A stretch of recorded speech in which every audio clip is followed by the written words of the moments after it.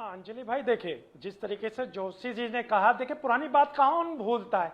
क्या हम भूल जाएंगे कि जोशी जी की जब सरकार थी उन्होंने क्या कहा था कि आपको 18% का आरक्षण मिलेगा? हम नहीं भूले। और ये हमें मंचों पे से धक्का दे देते हैं हमारे मुस्लिम भाइयों को, तो हम नहीं भूलेंगे। और तो और एक चीज और बता दूं मैं कि समाजवादी पार्टी को जब 2018 के अंदर गोरखपुर की सीट पे चुनाव हुआ था तो यही पीस पार्टी थी जो 2018 के चुनाव में योगी जी की सीट को जीतकर सपा को दे दिया था, परवीन निषाद जी को जिताया था।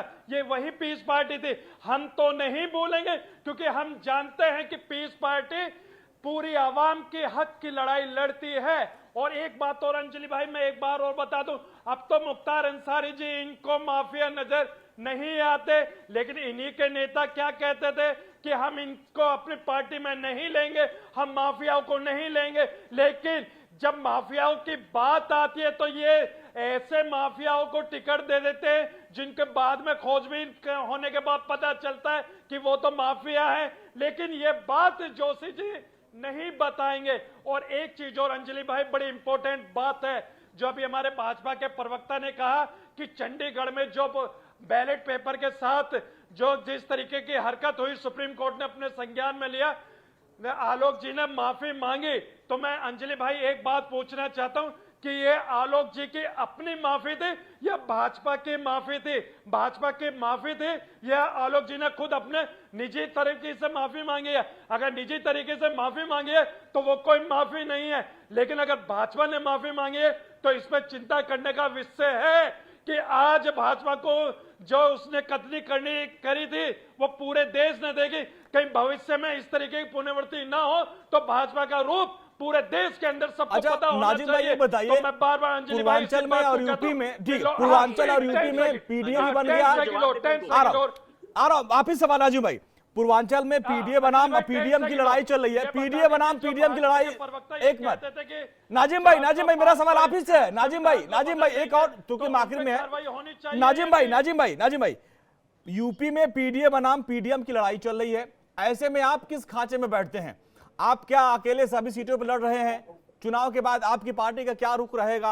आप कहां जाएंगे? पीडीए जाएंगे, पीडीएम जाएंगे, कहां जाएंगे नाजिम भाई?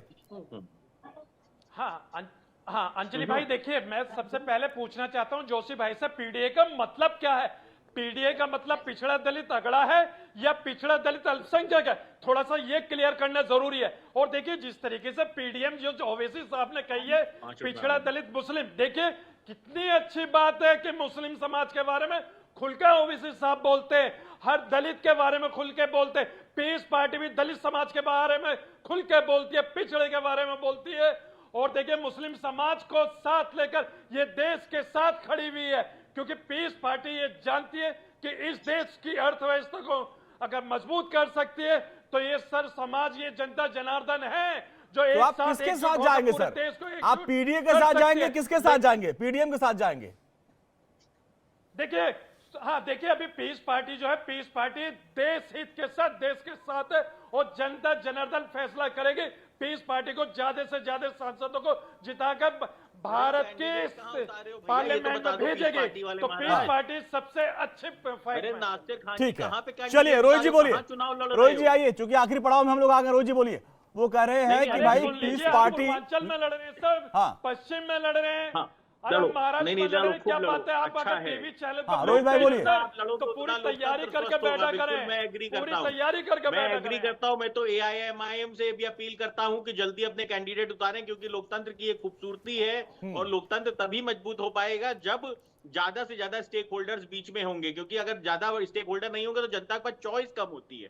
1:1 के चुनाव में जनता को न्याय नहीं मिल पाता है। जितने ज्यादा स्टेक होल्डर्स होंगे उतना जनता की आवाज कहीं ना कहीं उठेगी और जनता की बात पे कहीं ना कहीं काम होगा। दूसरी चीज ये है कि जब चंडीगढ़ में सुप्रीम कोर्ट इनको न्याय देती है तब इनको लगता है कि साहब लोकतंत्र बच गया।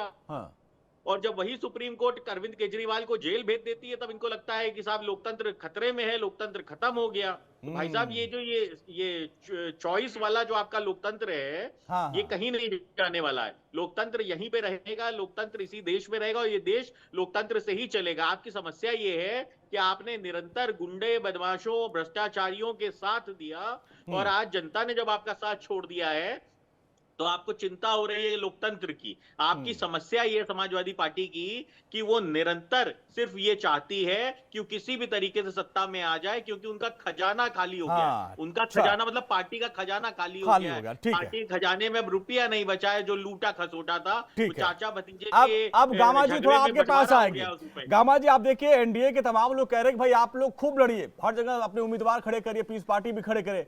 इसीलिए तो जोशी जी और तमाम लोग कहते हैं कि आप बीजेपी की भी पार्टी हैं, क्योंकि वो बहुत खुश हो रहे हैं कि आप चुनाव लड़िए। नहीं, अरे मैं तो कह रहा हूँ लोकतंत्र की खूबसूरती है कि नहीं सुनिए रोहित जी, अब तो कि आखिर हमारे पास सिर्फ 10 सेकंड है, हमारे पास सिर्फ 10 सेकंड है, फाइनल कमेंट सबका चाहिए। बोलिए गामा जी। क्योंकि हम कमजोरों की आवाज बनते हैं। बी टीम आप हमें इसलिए कहते हो क्योंकि आप जो हिंदुस्तान की मजबूती में, आजादी में जिस मुसलमान भाइयों का योगदान रहा, आज वो आर्थिक, शैक्षणिक और स्वास्थ्य के रूप में सबसे पिछड़ा है, सच्चर कमेटी की रिपोर्ट कहती है। ठीक है, लेकिन उसके ठीक है आवाज जोशी जी देखिए, बहुत खुश हो रहा है एनडीए कि अब पीस पार्टी और ओवैसी साहब लड़े यूपी में। जोशी जी नहीं सर, हमारे पास समय नहीं, 10 सेकंड है। जोशी जी जल्दी जवाब दीजिए। निश्चित तौर पे जो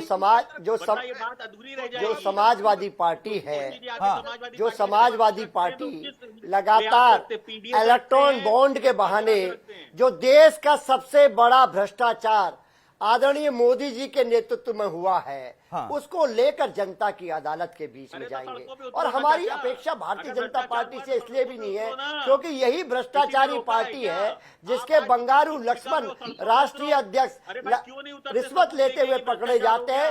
देश ने देखने का काम करा। ठीक है, आखिरी कमेंट आलोक जी आपका। ठीक है, हम आखिरी पड़ाव पे आलोक जी आखिरी कमेंट।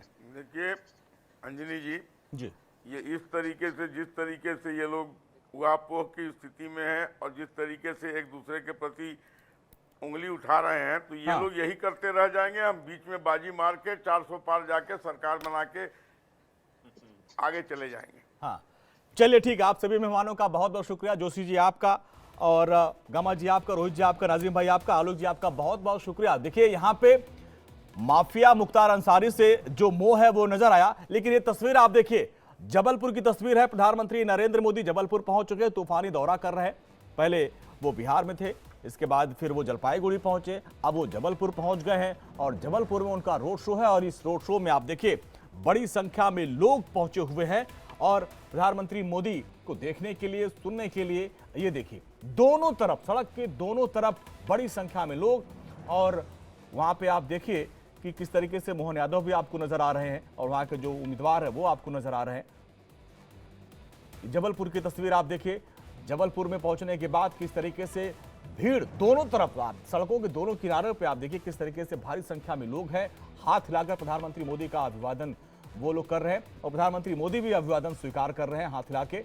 और आप देखिए रोड शो, यहाँ पे मुख्यमंत्री मोहन यादव भी नजर आ रहे हैं और वहां के उम्मीदवार भी नजर आ रहे हैं और लगातार ताबड़तोड़ दौरे प्रधानमंत्री मोदी की तरफ से किए जा रहे हैं। आज भी 3 जगहों पर उन्होंने रैलियां की, रोड शो किया, कल भी उन्होंने ऐसे ही किया था। और ये देखिए, ये जबलपुर की तस्वीरें हैं और खुली जीप में जैसा कि रोड शो करते हैं प्रधानमंत्री मोदी, और दोनों तरफ आप देखिए बड़ी संख्या में लोग हैं, मौजूद हैं और प्रधानमंत्री मोदी का अभिवादन स्वीकार कर रहे हैं।